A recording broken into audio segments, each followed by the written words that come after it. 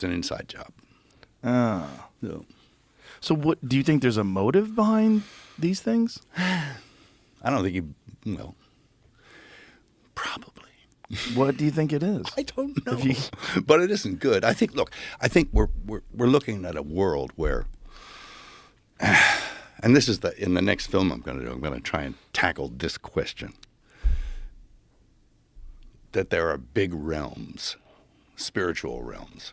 There's good, there's evil, and they are slugging it out for the souls of mankind. And my question is, why are we even important? Little old flawed humanity, why are we important in that process where the big realms are slugging it out over us? And I think there's bigger things at play here. And institutions that purport to touch on the divine are necessarily going to be affected by that slugfest that's going on between good and evil. Right. And sometimes good gives up ground. Yeah. And maybe not on purpose.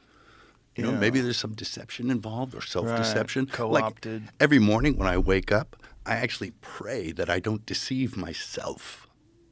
You know, because it's like, you know, your mind is a very funny place. I mean, I've always said, you know, it's your second thought and your first action that you're responsible for. Your first thought, throw it away, you know. Right. But upon consideration, Yeah. the second thought is what you're responsible for. Yeah. That's the difference between first degree and second degree murder. There you go. Right? Right? There you It's first go. degree, like, I'm plotting this out. And we take that into consideration when we sentence people. Sure. Like, if you're a person who all of a sudden you're in a fight with a guy, you didn't expect it, and you stab him and kill him, second degree murder. Yeah. But if you're like, I'm going to kill this motherfucker, I'm going to Yeah. find out where he is, Yep. and I'm going to go get him, first degree. Sure. I That's- planned a that's lot of worse. murders in my life, you know. Yeah, in your we head. all have. Yeah, in your head. You plan the murder and you think, well, that's not a very good idea. But I think I could get away with it. Right. There's the second thought. Yeah. Sure.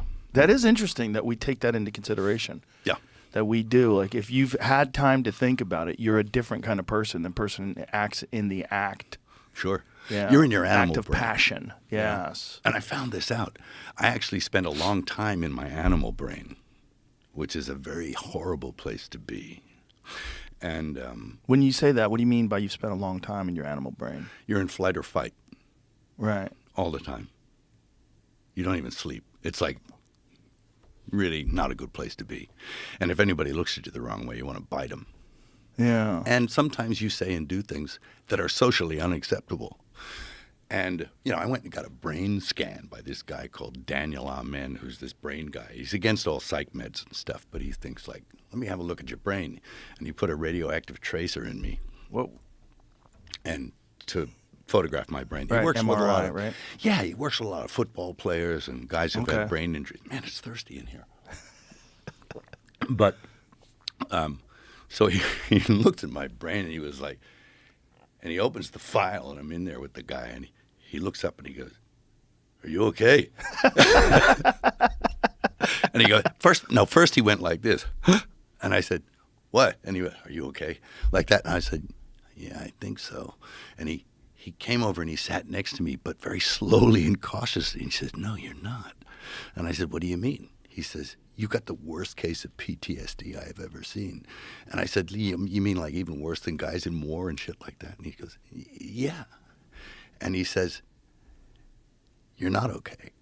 Jesus Christ. And I was like, I started to well up, you know, like, no, I'm not. You know, it's like, Oh, boy.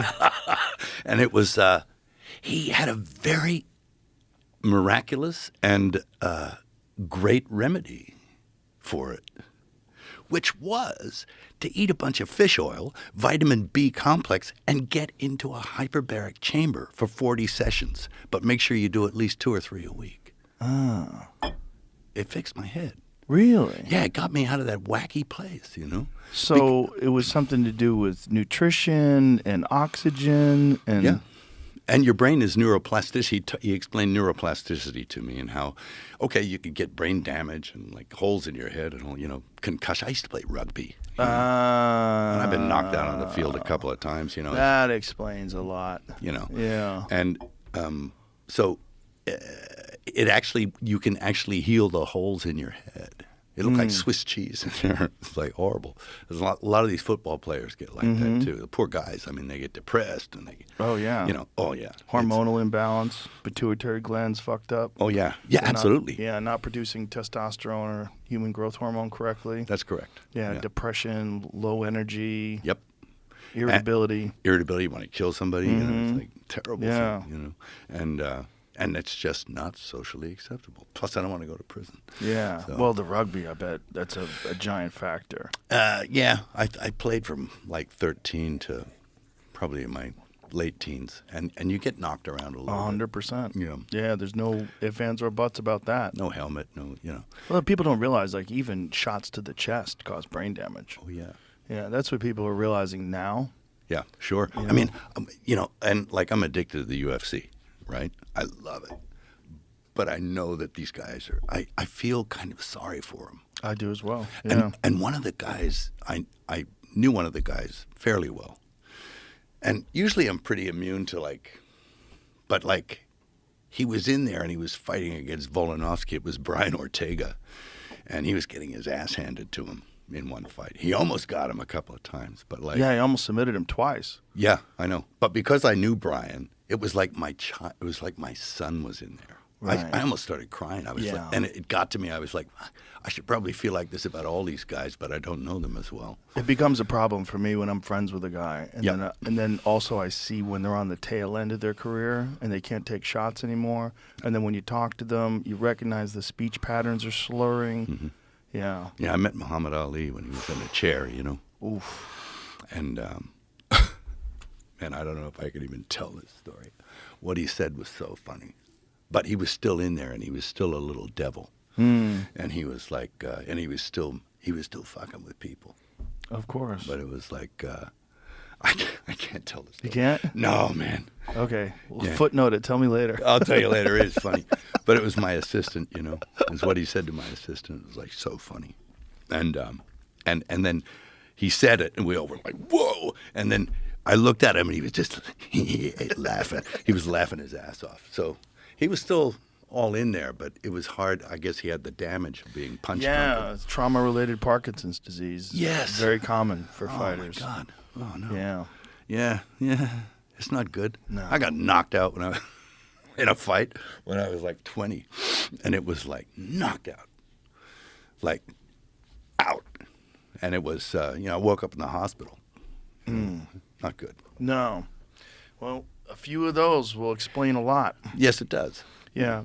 And we didn't know that, back then. That's why it always drives me crazy in a movie when someone gets hit over the head with a gun and knocked out, and then 5 minutes later they're fighting and they're fine. You know, it's Or like, shot in the Yeah. arm, you know. I gotta kill you.